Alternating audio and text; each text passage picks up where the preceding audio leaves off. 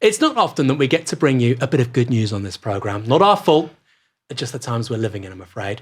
But we've got a glimmer of sunshine for you right now, a fragment of light punching through the winter grey. Former Prime Minister Tony Blair has been canned as a possible member of the board tasked with overseeing Donald Trump's Gaza reconstruction plan.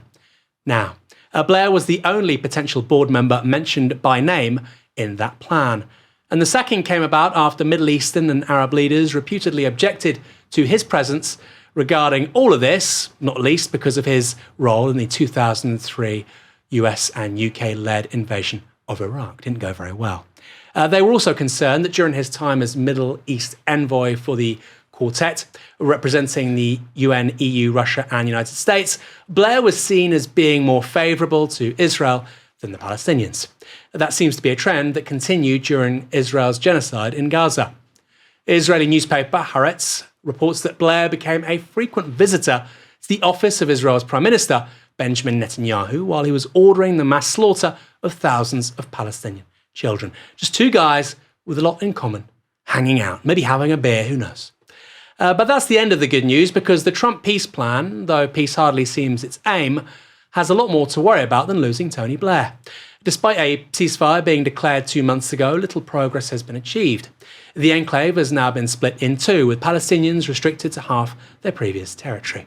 Any attempt to leave the so-called red zone is met with violence. No journalists have yet been allowed into the strip, and there remain restrictions on food aid and medical aid. And in that time, over 300 Palestinians have been killed by Israeli fire in the enclave. Aerial strikes have continued on Gaza throughout, with an encampment for displaced people in al-Masawi struck just last week as people slept. 5 Palestinians were killed, including, tragically, 3 children. The UN has also said that a shockingly high number of children are still suffering from acute malnutrition in the Strip, with more than 9,000 hospitalised for the condition in October alone. 9,000! 9,000 kids hospitalised, and you still have people in Britain's political and media class saying there's no problem with regards to food and people getting hold of it. And Israel's military strategy, even by its own standards, has been shown to have failed completely. Though weakened by 2 years of war, Hamas still dominates Gaza, with Israeli intelligence officers telling the New York Times the group is rebuilding, quote, day by day.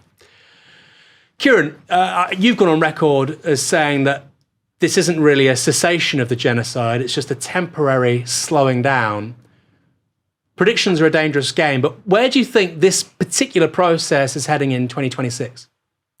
I would love to say that it's not going to take the form of resumed escalation, full escalation, but I fear that it will. And if it's not in 2026, it will be probably at some other juncture that's politically expedient for Israel's political class.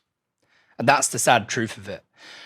One thing that I think maybe we haven't ever, I haven't brought out enough, is that often the bombings of Gaza coincide almost perfectly with an election cycle in Israel. Obviously, October 7th was slightly different, and the genocide that followed it, because that was set off by a very specific event.